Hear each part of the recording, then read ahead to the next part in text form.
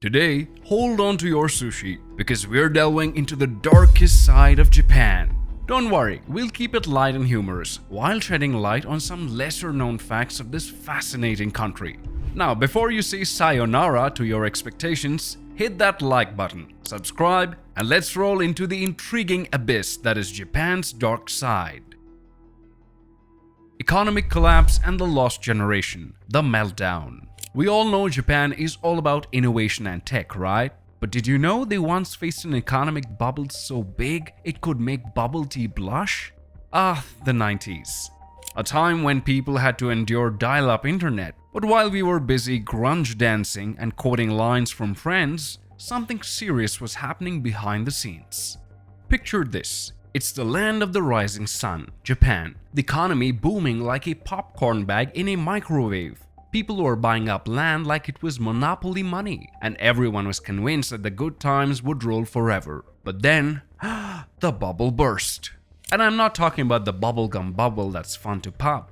No, this was the economic bubble that left folks staring at their stock portfolios like they were deciphering ancient hieroglyphics. Enter the lost generation. Imagine graduating from college with a degree in underwater basket weaving, only to find out there's no demand for aquatic wicker products.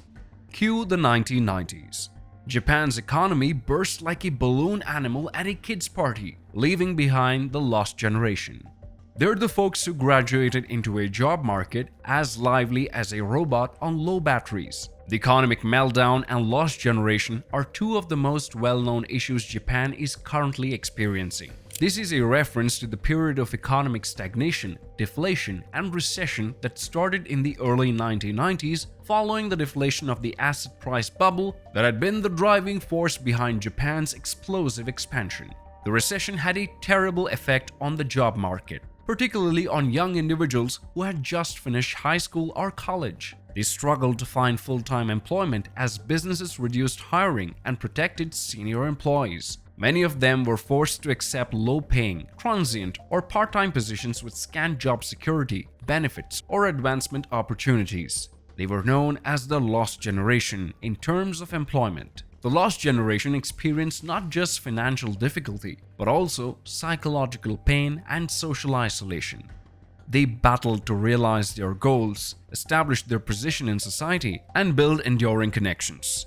Many of them continued to be childless single people who lived with their parents or on their own. Some of them developed social withdrawal or hikikomori and stopped interacting with people for weeks or even years. Others started to experience depression, anxiety, or suicidal thoughts. Rental girlfriends. Now, we have all heard of rental cars and apartments, but Japan takes it up a notch with, drumroll please, rental girlfriends.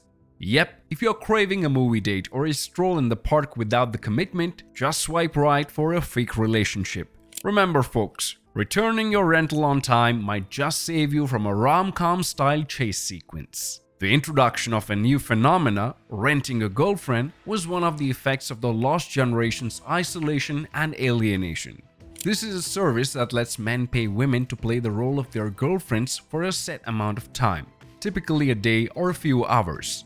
The service is not sexual in nature. Rather, it is intended to give guys who lack these things in their daily life friendship, emotional support, or social approval. Although renting a girlfriend could seem like a harmless solution to deal with boredom or loneliness, it also poses certain moral and social concerns, such as, is it right to profit off the emotional labor of women? Or is it good to rely on manufactured intimacy rather than forging genuine connections? These issues are not the only dark side of Japan as a country. There are numerous more problematic or divisive aspects of Japanese society. Suicide. Okay, we need to address a sensitive topic here: suicide. Unfortunately, Japan has one of the highest rates in the world. But guess what? Some forward-thinking folks decided to create a suicide forest. One of the highest suicide rates in the world is found in Japan. The World Health Organization (WHO) reports that in Japan, there were 18.5 suicides for every 100,000 inhabitants in 2019. This is more than twice the 9.8 average for the entire world. Imagine living in a bustling metropolis where the pressure to succeed is as intense as cramming yourself onto a Tokyo subway during rush hour. In Japan, the societal expectations can sometimes feel like a pressure cooker, leaving people feeling overwhelmed and isolated. Depression and stress are two mental health issues that are frequently associated to suicide. However, cultural elements like social pressure, shame, or honor also have an impact. Because they believe they have failed in their personal or professional lives, some people take their own lives. Some people even do it as a sort of sacrifice or protest. Greater awareness and preventive efforts are needed for the complex and sensitive subject of suicide. Karoshi. Enter Karoshi, which sounds like a cool ninja move, but is far from it. It means death by overwork. Yep, you heard that right. A culture so dedicated to work that it has its own term for people who work themselves into the ground. This phrase refers to the phenomena of employees passing away from heart attacks, strokes, or other ailments brought on by high levels of stress and long work days. Although the Japanese government does not formally recognize Karoshi as a cause of death, hundreds of people are thought to pass away from it each year. Picture this. You're fresh out of college, full of dreams, and ready to take on the corporate world. But wait, the dream turns into a nightmare as you find yourself in a company that doesn't just have regular hours. It has alien invasion is imminent, better stay at office hours. If your work-life balance is as elusive as a ninja in the dark, you might be dealing with one of these less than ideal employers. Karoshi, remember that term? It's the cousin of exploitation. Companies pushing their employees to the brink of exhaustion in the name of loyalty isn't exactly a heartwarming story. Coffee? Oh, it's not my sixth cup of the day. It's actually my breakfast. And let's not forget the notorious Black Kagyo companies with work environments so toxic. Welcome to Black Kagyo Inc., where your dreams go to die. Mwahaha. The Japanese work ethic, which prioritizes fidelity, commitment, and output over health and well-being, is sometimes referred to as Karoshi. Long hours are required of the workforce without overtime compensation or breaks. Additionally, they are discouraged from taking vacations or sick days. They are subject to severe peer and boss pressure and competition. Karoshi is a major issue that has an impact on society and workers' families in addition to them. Yakuza. Now, you can't talk about Japan's dark side without mentioning the Yakuza, the organized crime syndicates that put the organized in organized crime. These guys are like the real-life, tattooed versions of James Bond villains, minus the gadgets and with more intricate body ink. The Yakuza originated in the Edo period, 1603 to 1868, as groups of gamblers and street performers.